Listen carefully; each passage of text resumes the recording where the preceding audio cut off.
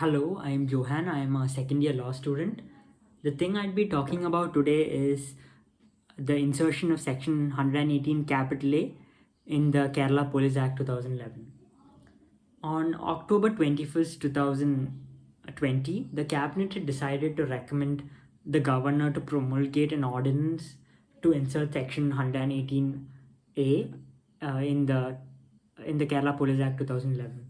The wordings of the section go thus: it is stated thus, and I quote, anyone who produces a content, publishes, or propagates it through any means of communication with an intention to threaten, insult, or harm the reputation of an individual will be punished with an imprisonment of 5 years or a fine of rupees 10,000 or with both.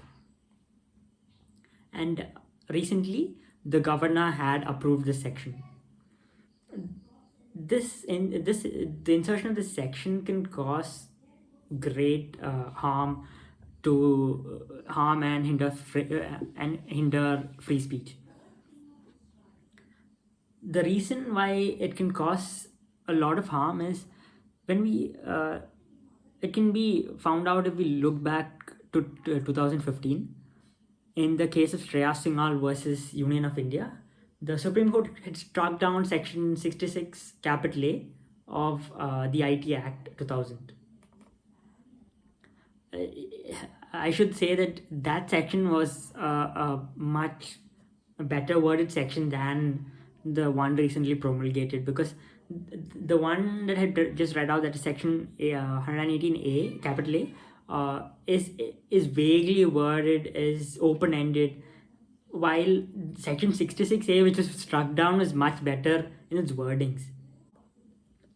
So how that section goes is, the title is punishment for sending offensive messages through communication services, etc.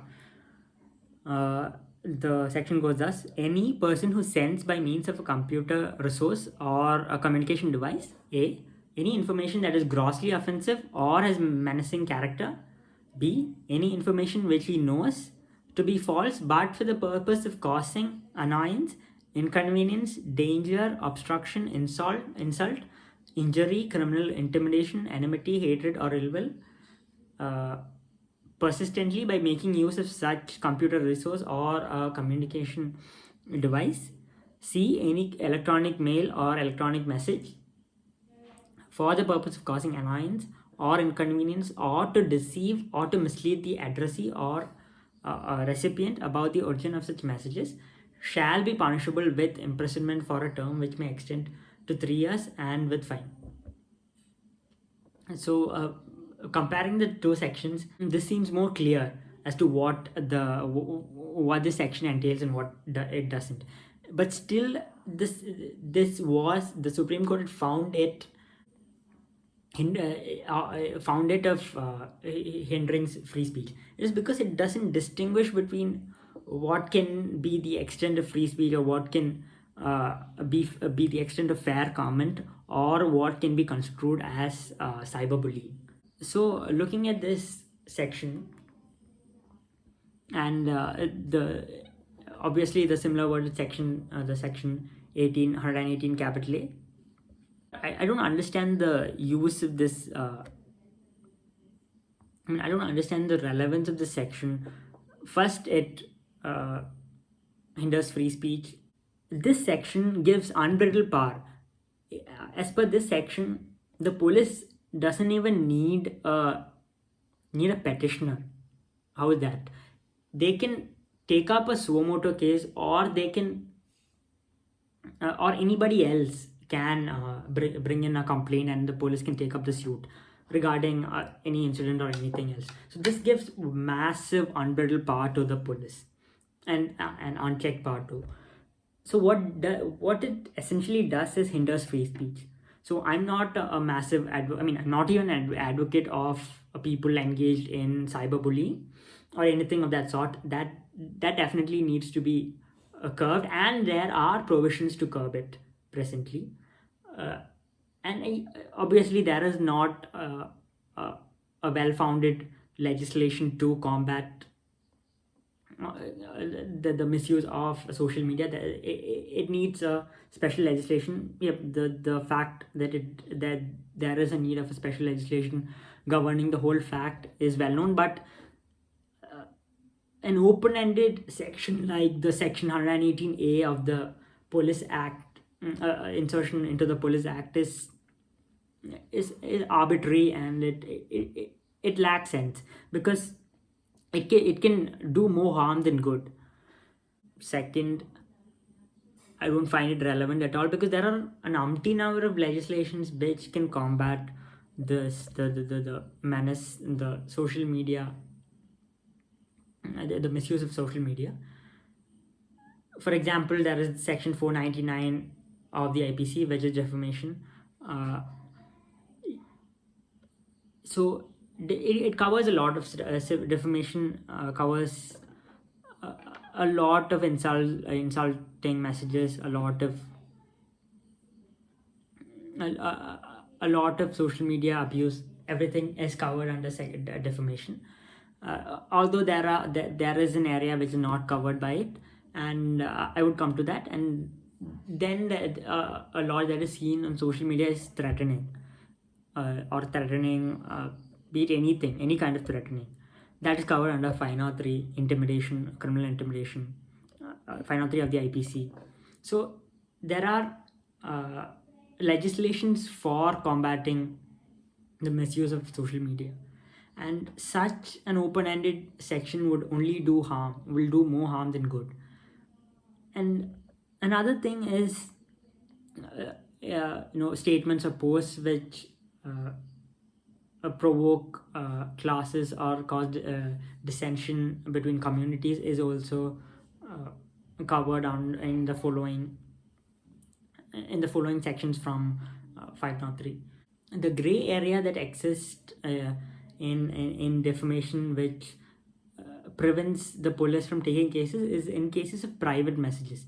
Private messages, offensive private messages against women is definitely prosecutable. That is 509. In Kerala, there's another legislation, that is section 119 of the Kerala Police Act 2011.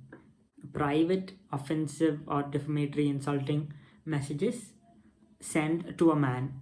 A woman is already covered in section 509, as well as the other section that I mentioned. That is the gray area that I mentioned, and I'm not aware of if there is a section for dealing that.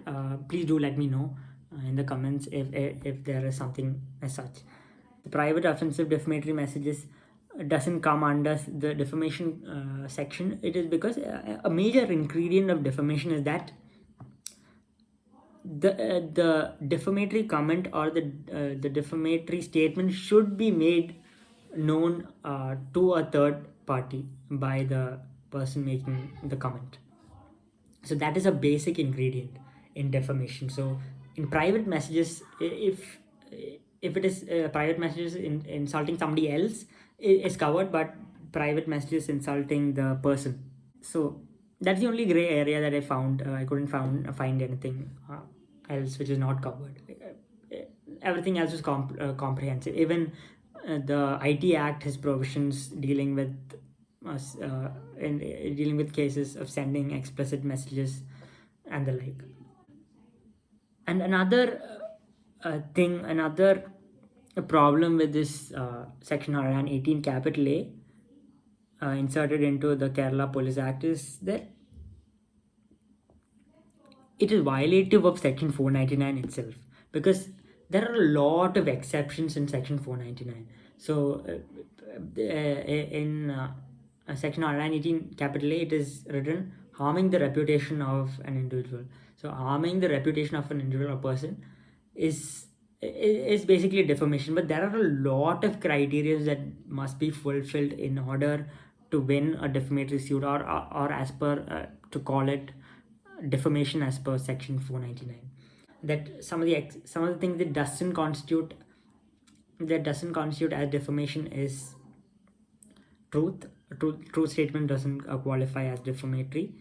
The second one, there are a lot of exceptions. Some of them I would like to state. One is fair comment. Fair comment doesn't come under defamation. Another one is public comment on public conduct of public servants. Another one is statements made in good faith.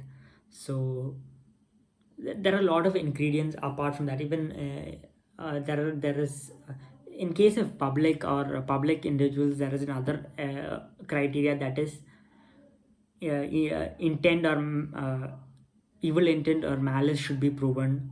Not only knowledge that the statement was false should be proven, but intent should also be proven. In other cases, knowledge that the statement was false is enough, or even uh, in private individuals, a reasonable comprehension as to the falseness of the comment is enough to contribute to constitute a defamation. So thus this section, which is poorly worded and open-ended, is even violative of section 499. It's so vague, it gives widespread powers to the police, because what is construed as cyberbullying, what is not, or what kind of behavior is not clearly mentioned. It is like a vague. So that is what I would like to, is what I wanted to communicate to you. Thank you.